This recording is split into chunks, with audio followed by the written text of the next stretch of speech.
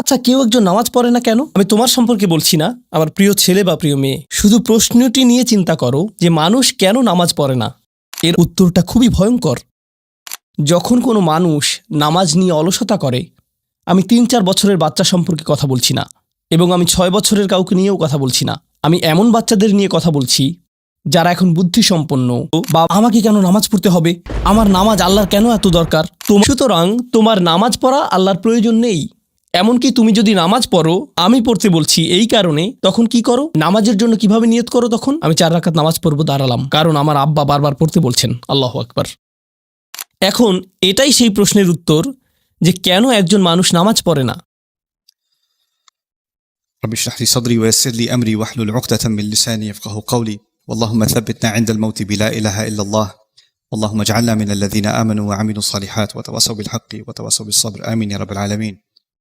যখন কোনো মানুষ নামাজ নিয়ে অলসতা করে, আমি ৩-৪ বছরের বাচ্চা সম্পর্কে কথা বলছি না, এবং আমি ৬ বছরের কাউকে নিয়েও কথা বলছি না। আমি এমন বাচ্চাদের নিয়ে কথা বলছি যারা এখন বুদ্ধিসম্পন্ন। বাবা পুত্র বা কন্যা মিলে একই লেভেলের ভিডিও গেম খেলতে পারে, তারা একই ধরনের টিভি শো দেখতে পারে, তারা এমন একটি লেভেলে পৌঁছে গেছে যে তারা এখন উচ্চ স্তরের বিষয়গুলো হৃদয়ঙ্গম করতে পারে। আপনার যেসব বিষয়ে আগ্রহ আছে তার কিছু কিছুতে তাদেরও আগ্রহ আছে। টিভিতে আপনি যদি কোনো খেলা দেখেন, তারাও আপনার সাথে দেখে। কিছু কিছু বিষয়ে তারা বুদ্ধিগত দিক থেকে আপনার সমপর্যায়ের। অবশ্যই তারা শিশু, তাদের ব্রেইন এখনো পুরোপুরি পূর্ণতা পায়নি, এখনো কম ক্ষমতা সম্পন্ন, কিন্তু কিছু পর্যায়ে তারা ইতিমধ্যে বুদ্ধিমান সত্তা হয়ে গেছে, এবং এখন তারা নিজস্ব সিদ্ধান্ত নেওয়ার ক্ষমতা প্রদর্শন করছে। তারা নিজের জন্য চিন্তা করতে পারে এবং বুদ্ধিমান প্রশ্ন করতে পারে। অতএব নবীন কিশোর কিশোরীরা, তোমরা যারা শ্রোতাদের মধ্যে বসে আছো, তোমাদের শিশু হিসেবে সম্বোধন করছি না, আমি তোমাদের কিশোর কিশোরী হিসেবে সম্বোধন করছি। মনে করো তোমাদের বাবা তোমাদের সাথে কথা বলছে, বা তোমাদের মা তোমাদের সাথে এই খুতবায় কথা বলছে। আমি ধরে নিচ্ছি যে আমি আমার নিজের সন্তানদের সাথে কথা বলছি এই খুতবায়। আমি মিম্বারে না, আমি বাসায় বসে আমার বাচ্চার সাথে কথা বলছি। তখন আমি কিভাবে তাদেরকে নামাজ পড়তে বলবো? প্রথম যে বিষয়টা বলে আমি কথা শুরু করতে যাচ্ছি তা হলো, প্রিয় সন্তান, এমন একটি সময় ছিল যখন আমি তোমার কথা জানতাম না, তোমার সাথে আমার কোনো সম্পর্ক ছিল না, তোমার কোনো অস্তিত্ব ছিল না, আমি তোমার ব্যাপারে কোনো পরোয়া করতাম না, তোমার কথা কখনো চিন্তা করতাম না, তুমি আমার নিকট কিছুই ছিলে না। লাম ইয়াকুন শাইআম মাযকুরা। কোরআন বলছে মানুষের জীবনে এমন একটা সময় ছিল যখন কেউ তাকে স্মরণ করত না, একেবারেই না। আমি তোমাকে একটুও ভালোবাসিনি, কারণ তুমি আমার নিকট জিরো ছিলে, কিছুই না। কিন্তু হঠাৎ করে আমার জীবনে তোমার আগমন ঘটল। এমনকি যখন আমি জানতে পারলাম যে তোমার মা তোমার জন্ম দিবে, যখন সে তার পেটের মধ্যে তোমাকে বহন করে চলছিল, এমনকি তোমার মাও ভাবতো কেমন হবে আমার সন্তানটা, কিন্তু আমার কোনো ধারণাই ছিল না, আমার কাছে কোনো তথ্য ছিল না। আমার একটা অংশ এই ভয়ে থাকতো যে তুমি হয়তো আমার মতো হবে, কিন্তু আমার কোনো ধারণাই ছিল না কেমন মানুষ হবে তুমি। এমনকি তুমি যখন একটু একটু করে বড় হচ্ছিলে, তুমি যখন একদম ছোট বাচ্চা ছিলে, আমি আসলে জানতাম না তুমি কে। আমি শুধু জানতাম তোমাকে খাওয়াতে হবে, আর মাঝে মাঝে তোমার থেকে দুর্গন্ধ আসতো। এছাড়া তোমার সম্পর্কে আমি তেমন কিছুই জানতাম না। এখন তুমি যেহেতু বড় হয়ে উঠছো, এখন আমরা পরস্পর কথা বলতে পারি এবং যোগাযোগ করতে পারি। তুমি স্কুলে যাচ্ছ, আমরা একই বাড়িতে বাস করি। আমি শুধু তোমাকে জানাতে চাচ্ছি, আমাদের মধ্যে এই সম্পর্কটি সবসময় বর্তমান ছিল না। আমি তোমাকে আরও জানতে চাই, এই সম্পর্কটি সবসময় বর্তমান থাকবেও না। খুবই অল্প কিছু সময়ের জন্য আমরা দুজন একত্রে থাকব, আর অল্প কিছু দিনের মধ্যেই তুমি পুরোপুরি বড় হয়ে যাবে, তুমি যুবক হওয়ার পথে। এটা খুব দূরের জিনিস না। বস্তুত তোমার বাচ্চাকাল থেকে এখন পর্যন্ত সময়টাকে আমার কাছে 1 মাসের মতো মনে হয়। চোখের পলকে তুমি এখনকার তুমি হয়ে গেছো। কিছু বুঝে উঠতে উঠতেই তুমি বড় হয়ে যাবে। একদিন ইউনিভার্সিটিতে যাবে, চাকরি করবে, বিয়ে করবে, এর সব কিছুই ঘটবে ইনশাআল্লাহ, যদি আল্লাহ ইচ্ছে করেন। যখন ওই ব্যাপারগুলো ঘটবে, তখন আমাদের সম্পর্কটা আর আজকের মতো থাকবে না। বাড়িতে এসে তুমি আমার কাছে ছুটে আসবে না, তুমি আমার সাথে সময় কাটাবে না। তোমার নিজের চাকরি থাকবে, পরিবার থাকবে, স্ত্রী থাকবে বা স্বামী থাকবে, তোমার তখন নিজের জীবন থাকবে। সুতরাং আমাদের হাতে একত্রে যে সময়টুকু আছে তা খুবই সীমিত। এমনকি এই সময়টুকুতেও তোমার স্কুল আছে, আমার চাকরি আছে, আমাকে বাজার করতে হয়। আমাদের হাতে হয়তো দৈনিক 20 মিনিট সময় থাকে সত্যিকারের কথা বলার। আমাদের একসাথে অতিশয় সংক্ষিপ্ত কিছু সময় থাকে। তুমি যখন বড় হয়ে যাবে, তখন আমার সম্পর্কে তুমি শুধু আমাদের একত্রে কাটানো ওই গুটিকত মুহূর্তগুলোর কথাই স্মরণ রাখবে, কারণ আমাদের কাছে একত্রে কাটানোর মতো 24 ঘন্টা নেই, আমাদের নেই। তো মোট কথা, প্রথম যে জিনিসটি আমি তোমাকে জানাতে চাই তা হলো, আমি তোমাকে কোনো মতে চিনি। আমি জানি আমরা একত্রে বাস করি, কিন্তু আমি সত্যিই তোমার সম্পর্কে খুবই অল্প জানি। কেন জানো? কারণ কোনো মানুষ অন্য কোনো মানুষকে সত্যিকার অর্থে চিনে না। তুমি যা যা চিন্তা করো তার সবটা তো আমাকে বলো না, আর আমিও নিজের চিন্তার সবকিছু তোমাকে জানাই না।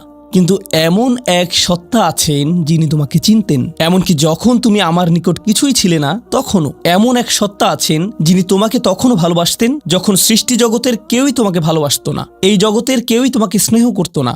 এমন এক সত্তা আছেন যার সাথে তোমার সম্পর্কটা আগামীতেও থাকবে, যদিও তোমার আমার সম্পর্ক আগামীতে পরিবর্তিত হতে যাচ্ছে। ছোটবেলায় আমার বাবার সাথে আমার এক ধরনের সম্পর্ক ছিল, কলেজে পড়ার সময় তার সাথে সম্পর্কটা অন্য ধরনের ছিল, আর এখন তার সাথে আমার সম্পর্কটা সম্পূর্ণ ভিন্ন রকম। যদিও আমরা একই মানুষ আছি, কিন্তু আমাদের সম্পর্কে আমূল পরিবর্তন এসে গেছে। কিন্তু একজন এমন আছেন যিনি সর্বদা তোমাকে ভালোবেসে গেছেন, তোমাকে নিরাপত্তা দিয়ে গেছেন, তোমার ভালোর জন্য পরিকল্পনা করে গেছেন, তোমার যত্ন নিয়েছেন একেবারে শুরু থেকেই, আর তিনি সব সময় তা করে যাবেন। আর সেই সত্তা আমি নই, আমি তোমার জীবনের একটা পর্ব মাত্র। এটা সুন্দর একটা পর্ব যা আল্লাহ তোমাকে আমাকে একত্রে দান করেছেন, কিন্তু এটা কোনো স্থায়ী পর্ব নয়। এটা ছিল প্রথম ব্যাপার যা আমি তোমাকে জানাতে চেয়েছি। দ্বিতীয় যে বিষয়টি আমি তোমাকে জানাতে চাই তা হলো, আমি যখন তোমাকে নামাজ পড়তে বলি বা কোনো কিছু করতে বলি, তোমার তখন মনে হয় আমি তোমাকে নিয়ন্ত্রণ করছি, তোমার উপর বসগিরি দেখাচ্ছি, তোমাকে কেবল এটা ওটা করতে বলি।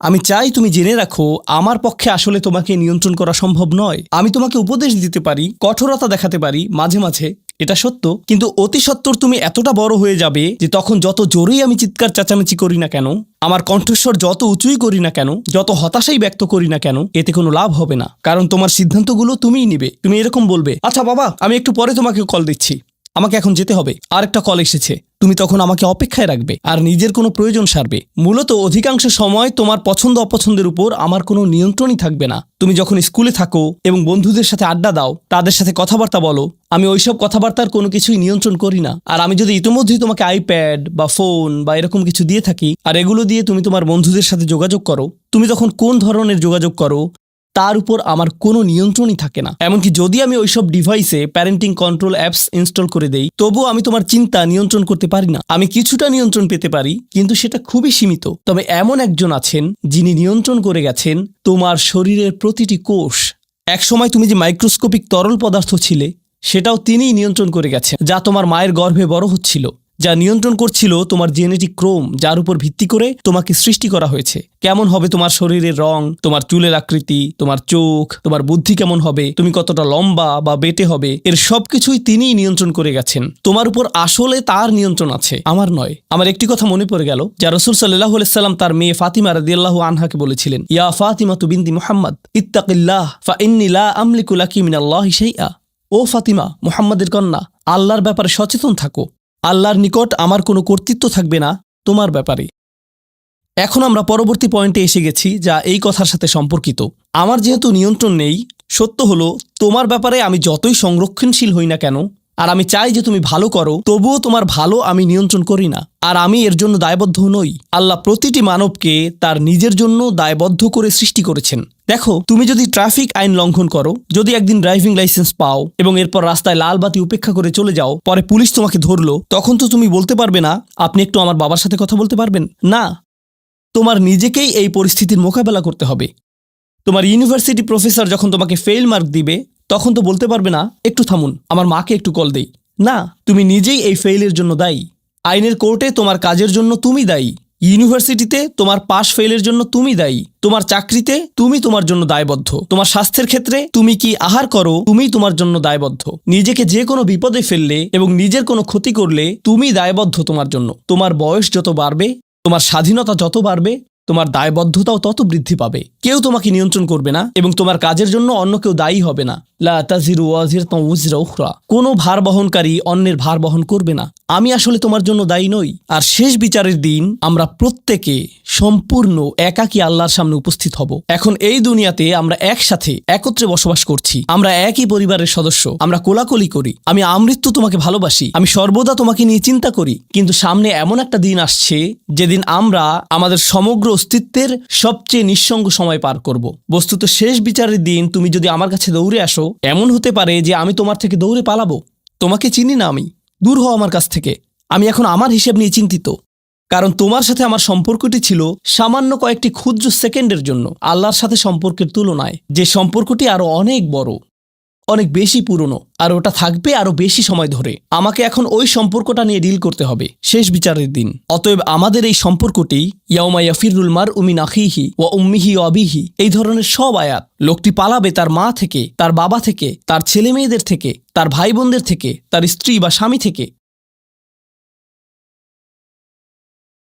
কেউ কেউ ভাবছেন স্ত্রী থেকে পালানো, এটা তো আমি বর্তমানেও করি।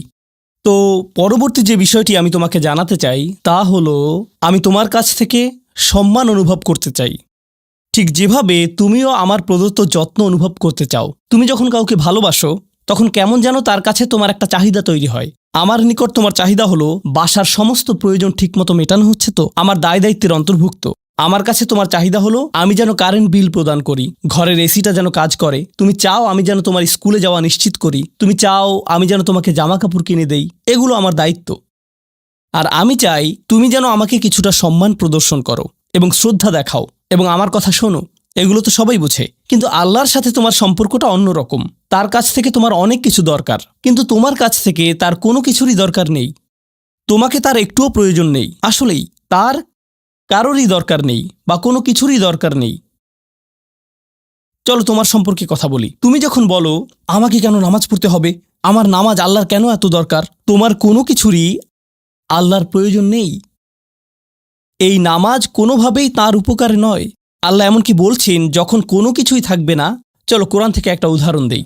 যখন এই মহাবিশ্বে কিছুই থাকবে না, চলো কয়েক সেকেন্ডের জন্য আল্লাহর গৌরব নিয়ে কথা বলি। সম্প্রতি বিশ্বকাপ চলার সময় আমি কাতারে ছিলাম। যেই টিম জয়লাভ করে, আর্জেন্টিনা জয়লাভ করে, তাদের জন্য এটা ছিল একটা দারুণ গৌরবময় মুহূর্ত।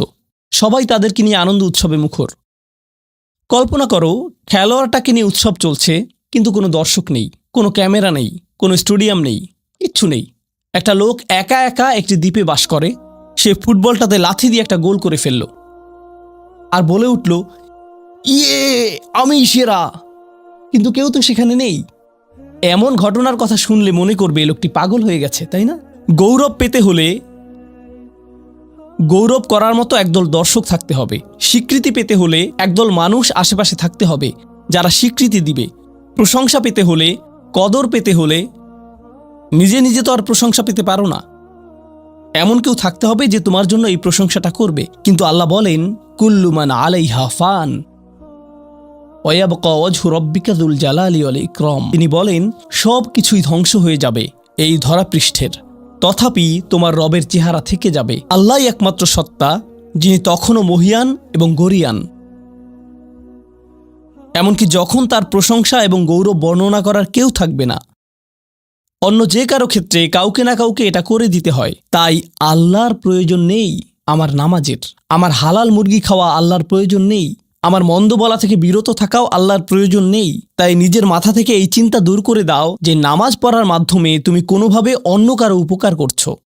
আল্লাহ এমনকি বলছেন, ইয়ামুন্নুনা আলাইকা আন আসলামু, তারা মনে করে তারা ইসলাম গ্রহণ করে তোমাকে ধন্য করেছে। লা তামুন্নু আলাইয়া ইসলামাকুম, আমাকে বলতে এসো না যে তোমার ইসলামের মাধ্যমে তুমি কোনোভাবে আমার উপকার করেছো। বালিল্লাহু ইয়ামুন্নু আলাইকুম, বরং আল্লাহই তোমাদের প্রতি অনুগ্রহ করেছেন। এখন পরবর্তী বিষয়, আচ্ছা কেউ একজন নামাজ পড়ে না কেন? আমি তোমার সম্পর্কে বলছি না, আমার প্রিয় ছেলে বা প্রিয় মেয়ে। শুধু প্রশ্নটি নিয়ে চিন্তা করো যে মানুষ কেন নামাজ পড়ে না। এর অনেকগুলো উত্তর থাকতে পারে, আর এই প্রশ্নের উত্তর আল্লাহর কাছেও আছে। উত্তরটা খুবই ভয়ঙ্কর। এই উত্তরটি আমি খুতবার শুরুতে পড়েছি। তিনি বলেন, ফালা সাদ্দাকা ওয়ালা সাল্লা ওয়ালাকিন কাযযাবা ওয়া তাওয়াল্লা। সে আসলে সত্য গ্রহণ করেনি এবং সে নামাজও পড়েনি। তিনি কাফির সম্পর্কে বলছিলেন।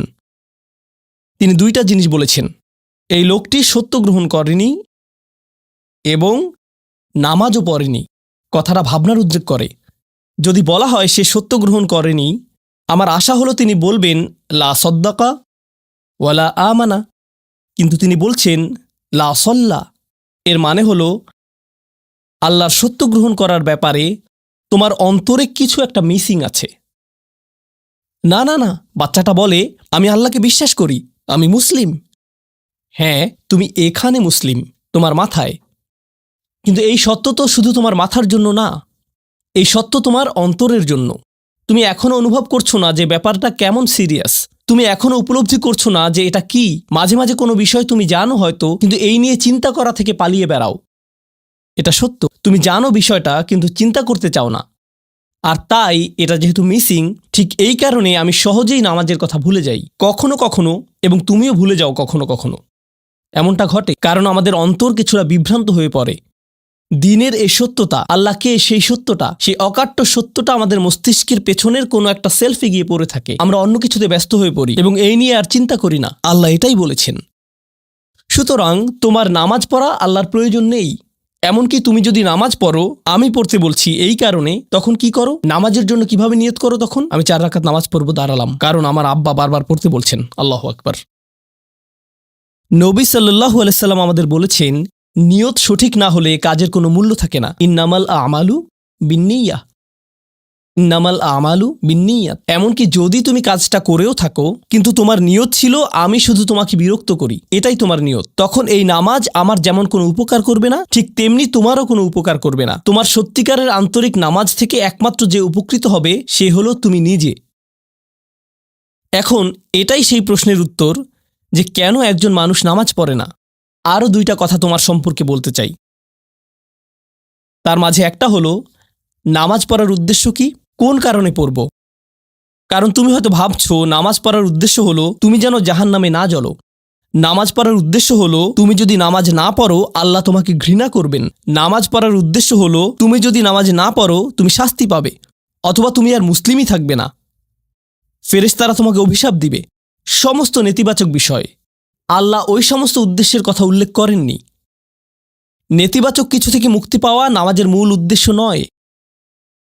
নামাজের মূল উদ্দেশ্য হলো ইতিবাচক কিছুর দিকে ছুটে চলা। এটাই নামাজের উদ্দেশ্য। এমন 2 ছাত্রের মধ্যে পার্থক্য জানো? একজন লেখাপড়া করে যেন সে ফেল না করে, আর অন্যজন লেখাপড়া করে কারণ সে ওই সাবজেক্টটা পড়তে ভালোবাসে। একজন ছাত্র পড়ালেখা করছে পজিটিভ কিছুর জন্য, আর অন্যজন পড়ালেখা করছে কারণ সে এমন কিছু থেকে বাঁচতে চাচ্ছে যা নেগেটিভ। একজন কর্মচারী তার চাকরিটাকে দারুণ ভালোবাসে, আর অন্য একজন কর্মচারী শুধু চায় সে যেন চাকরিটা না হারায়। তারা একই চাকরি করছে, একেবারে অভিন্ন চাকরি, কিন্তু একজন চাকরিটা করতে পেরে কি যে খুশি, কত যে আনন্দ তার, আর অন্যজন খুবই হতাশ, সবসময় মনমরা ভাব। কেন? কারণ তাদের একজন এটা করছে ক্ষতিকর কিছু থেকে মুক্তি পাওয়ার জন্য, আর অপরজন এটা করছে উপকারী কিছুর দিকে ছুটে চলার জন্য। আল্লাহ কোরআনে যখন আমাকে নামাজ সম্পর্কে বলেছেন যে কেন আমাদের নামাজ পড়া দরকার, তিনি মূসা আলাইহিস সালামকে এই উত্তরটা বলে দিয়েছেন যখন তিনি তার সাথে সাক্ষাৎ করেছিলেন। তিনি বলেছেন, আকিমিস সলাতা লিযিকরি, আর আমাকে স্মরণ করার উদ্দেশ্যে নামাজ কায়েম করো। তোমার নামাজ ঠিক রাখো যেন তুমি তোমার রবকে স্মরণ করতে পারো। আমি তোমাকে ইতিমধ্যে বলেছি যে তোমার আমার সম্পর্কটা খুবই সীমিত, কিন্তু তোমার সাথে আল্লাহর সম্পর্কটা অনেক আগে থেকে শুরু হয়েছিল, আর তার সাথে তোমার এই সম্পর্কটা অনন্তকাল ধরে বলবৎ থাকবে। তাই সেই সম্পর্কটির কথা স্মরণে আনা আবশ্যক, কারণ ভালো যত কিছু তোমার কাছে আসে তা আসে ওই সম্পর্কটা থেকেই। সামান্য কিছু ভালো জিনিস তোমার বাবার কাছ থেকে আসে, কিছু কিছু ভালো জিনিস, কিন্তু সকল ভালো জিনিস যা তোমার কাছে আসে তা আসে একমাত্র ওই সম্পর্কটির কারণে। যদি তুমি চাও সকল উপকারী জিনিস তোমার জীবনে অবস্থান করুক, তখন তোমাকে অবশ্যই তার কথা স্মরণ করতে হবে, যার নিকট থেকে সকল কল্যাণের আগমন ঘটে, যার নিকট থেকে সকল নিয়ামতের আগমন ঘটে, সকল রিজিকের আগমন ঘটে, সকল হেদায়েতের আগমন ঘটে। আর তাই আল্লাহ বলছেন, সর্বোত্তম যে উপায়ে তুমি এটা করবে তা হলো নামাজের মাধ্যমে তুমি আমাকে স্মরণ করবে। এজন্যই তোমার নামাজ পড়া দরকার। আচ্ছা, পরিশেষে এজন্যই তোমার এটা করা উচিত, কিন্তু তুমি এটা করছো বলেই সঠিক নিয়ত সহকারে। আল্লাহ বলছেন, কেবল এখানেই শেষ নয়, এর কিছু উপকারিতাও আছে। কিছু ভালো জিনিস তোমার পথে আসবে যখন তুমি সত্যি সত্যি আল্লাহকে স্মরণ করবে। যখন তুমি আল্লাহকে স্মরণ করবে যেভাবে তিনি চান সেভাবে, আর যে উপায়ে তিনি চান তা হলো এই নামাজগুলোর মাধ্যমে। তুমি যদি এটা করতে পারো, আল্লাহ বলছেন, ইন্না সলাতা তানহা আনিল ফাহশাই ওয়াল মুনকার। এমনকি এই আয়াতেও ওয়ালা যিকরুল্লাহি আকবার। তিনি বলছেন, নামাজের মধ্যে এই উপকারটি আছে যে এটা তোমাকে অশ্লীলতায় পড়ে যাওয়া থেকে রক্ষা করবে। কারণ অশ্লীলতা তোমার চারপাশে বিরাজমান, আর আমি, প্রিয় পুত্র, তোমাকে এটার সম্মুখীন হওয়া থেকে রক্ষা করতে পারবো না। অশ্লীলতা তোমার ফোনে, অশ্লীলতা তোমার স্কুলে, অশ্লীলতা তোমার বন্ধুদের মাঝে, অশ্লীলতা ঈদের অনুষ্ঠানে। যখন কোনো কর্নারে গিয়ে বন্ধুদের সাথে আড্ডা দাও, অশ্লীলতার উপস্থিতি তুমি সর্বত্র দেখতে পাবে। প্রতিবার যখনই তুমি অশ্লীলতার দিকে এগিয়ে যাবে তোমার অন্তর ক্ষতিগ্রস্ত হয়ে পড়বে। আর আল্লাহ বলছেন, যদি তুমি এই নামাজগুলো আদায়ে যত্নবান হও, এগুলো তোমাকে অশ্লীলতার করাল গ্রাস থেকে রক্ষা করবে। একবার যদি তুমি অশ্লীলতায় ডুবে যাও, তখন তুমি হয়ে পড়বে যেমন তুমি যদি দূষিত বাতাসে নিঃশ্বাস নাও, প্রথম তোমার কাশি আসবে, কিন্তু যদি এতে বেশিক্ষণ অবস্থান করো, একসময় এতে তুমি অভ্যস্ত হয়ে পড়বে। অশ্লীলতাও ঠিক এরকম। এতে আকণ্ঠ নিমজ্জিত থাকলে একসময় এটাকে আর বড় অপরাধ বলে মনে হবে না। নিজেকে এর থেকে রক্ষা করার কোনো গরজ অনুভব করবে না আর, কারণ তোমার প্রতিরোধ ব্যবস্থা দূষিত হয়ে গেছে। এরপর তুমি এমনকি আরও বিষাক্ত আচরণের জন্য প্রস্তুত হয়ে যাবে, এমনকি আরও জঘন্য বিষয় ওয়াল মুনকার, এমনকি আরও ঘৃণ্য কাজও তোমার দ্বারা সম্পন্ন হয়ে যেতে পারে। অধঃপতনের অতল গহ্বরে হারিয়ে যাওয়া থেকে এই নামাজগুলো তোমাকে রক্ষা করবে। এই জন্যই তোমার নামাজ পড়া দরকার। এই সমস্ত কারণেই তোমার নামাজ পড়া প্রয়োজন। আমি বলেছি এই জন্য না।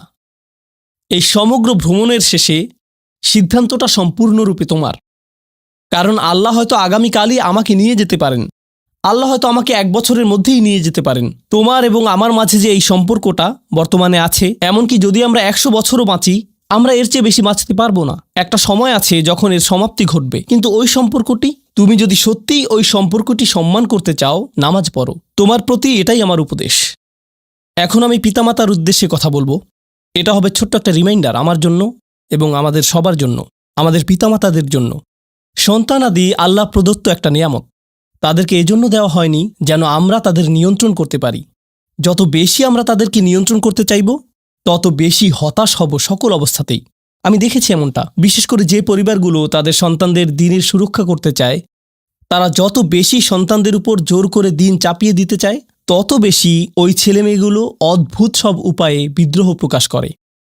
কারণ যে বিষয়টা আল্লাহ চান আপনি তাদেরকে প্রদান করুন, আপনার ছেলেমেয়েদের কাছে আপনার যে সুযোগ আছে, সেটা তাদেরকে আপনার আদেশ নিষেধ মানতে বাধ্য করার জন্য নয়। সুযোগটা এই জন্য দেয়া হয়েছে যেন আপনি তাদেরকে এমন সব বিষয়ে চিন্তা করাতে পারেন যা শুধু আপনার পক্ষেই চিন্তা করানো সম্ভব। তাদেরকে এমন সব বিষয়ে পছন্দ করাতে পারেন যা শুধু আপনার পক্ষেই পছন্দ করানো সম্ভব।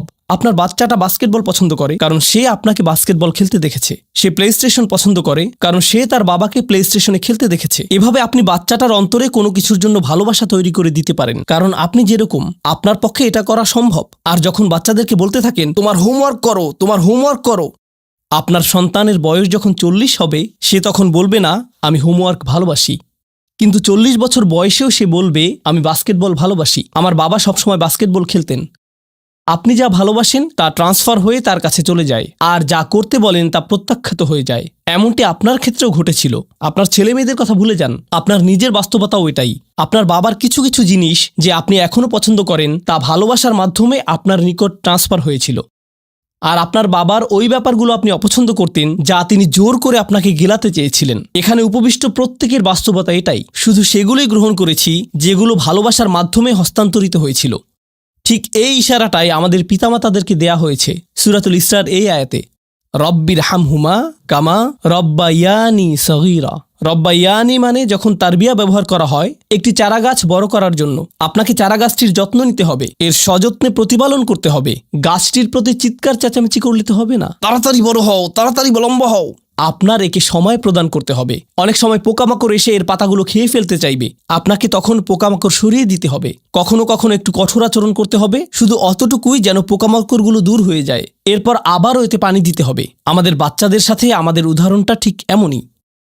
ঠিক এ কারণেই আমরা আমাদের মাতা পিতার জন্য এই দোয়াটা করি। আমি দোয়া করছি আল্লাহ যেন আমাদের সন্তানদেরকে হিদায়াত দান করেন, যা শুধু তার পক্ষেই দেয়া সম্ভব। দোয়া করছি আল্লাহ তাদের অন্তরে ইস্তিকামা প্রদান করুন, যেন তারা তাদের জীবনে সঠিক সিদ্ধান্ত নিতে পারে। আরও দোয়া করছি আল্লাহ তাদেরকে ইব্রাহিম আলাইহিসসালামের দোয়ার মতো করুন, যা তিনি আমাদের সবার জন্য করেছিলেন, রব্বি জাআলনি মুকিমাস সলাতি ওয়া মিন যুররিয়াতি। হে আমার রব, আমাকে সালাত কায়েমকারী বানান এবং আমার বংশধরদের মধ্য থেকেও। আল্লাহ তাআলা এখানে উপস্থিত পিতামাতাদেরকে, আমাকে সহ সবাইকে এমন দৃষ্টান্তে পরিণত করুন যে আল্লাহকে ভালোবাসে এবং যে নামাজকে ভালোবাসে, যেন আমাদের ছেলেমেয়েরা নামাজের প্রেমে পড়ে যায় আমরা যেভাবে নামাজকে ভালোবাসি তা দেখে। বারাকাল্লাহু লি ওয়া লাকুম ফিল কুরআনিল হাকিম ওয়া নাফা'নি ওয়া ইয়্যাকুম বিল আয়াতি ওয়াজ যিকরিল হাকিম।